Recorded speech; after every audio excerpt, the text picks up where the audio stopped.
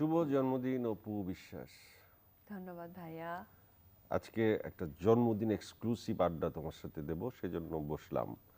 তা আমি খেয়াল করলাম যে আজকে তুমি খুব সুন্দর ড্রেস পরেছো এবং আজকে সারাদিন নাকি তোমার বিভিন্ন চ্যানেলে ইন্টারভিউ দিতে হবে, বিভিন্ন ভক্তের সাথে মিট করতে হবে, সারা দিন জুড়ে প্রোগ্রাম। এই যে আজকের একটা বিশেষ দিনকে তুমি এখনো বিশেষভাবে পালন করছো এবং আফটার করোনা লাইফ যখন স্বাভাবিক হতে যাচ্ছে, একটা উৎসবের দিন যে 2 বছর পর উৎসব হয়ে ফিরে আসলো, তোমার কেমন লাগছে? খুবই ভালো লাগছে।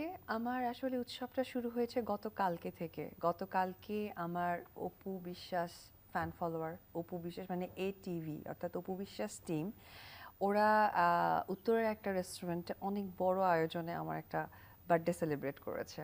এটা আমি আমার ফেসবুকে একটু লাইভও করেছি ছোট করে, কারণ ওরা আমারই ছোট ভাই ব্রাদার, আমাকে এত ভালোবাসে, ওদেরকে জাস্ট আমি উৎসাহিত করেছি। আর আসলে জন্মদিন আমি ব্যক্তিগতভাবে কিন্তু কখনোই আয়োজন করি না, কোনো হোটেলে, কোনো রেস্টুরেন্টে বা বাসায় বা আত্মীয় স্বজন। বেসিক্যালি এই আয়োজনগুলো হয় ভালোবাসা থেকে। আজকে যেমন আমি চ্যানেল আইতে এসেছি তোমাদের মাঝে, তোমাদের এসে আমাকে কেক কাটা বা ফুল দেয়া, এটা তোমরা করেছো, আমি করিনি। বিভিন্ন জায়গায় চ্যানেল থেকে শুরু করে বা মিডিয়া বা পার্সোনালিটি যারা, তারা নিজে থেকে করছে।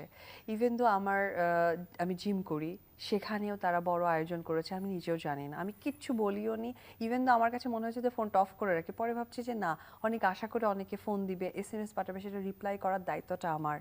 আমি ব্যক্তিগতভাবে কখনোই আয়োজন করি না, ভালোবাসা থেকে আয়োজনগুলো সৃষ্টি হয়, আমি এনজয় করি। আর অনেক ভালো লাগছে করোনার পর। অপু বিশ্বাস মিডিয়াতে কাজ করছে, কোটি টাকার কাবিন ছবি যদি আমি তোমার মেইন স্ট্রিমের ছবির প্রথম বলি, যদি এর আগে তোমার বিচ্ছিন্ন কাজ ছিল, তো আজকে তো সেটা প্রায় 13-14 বছর হয়ে গেছে।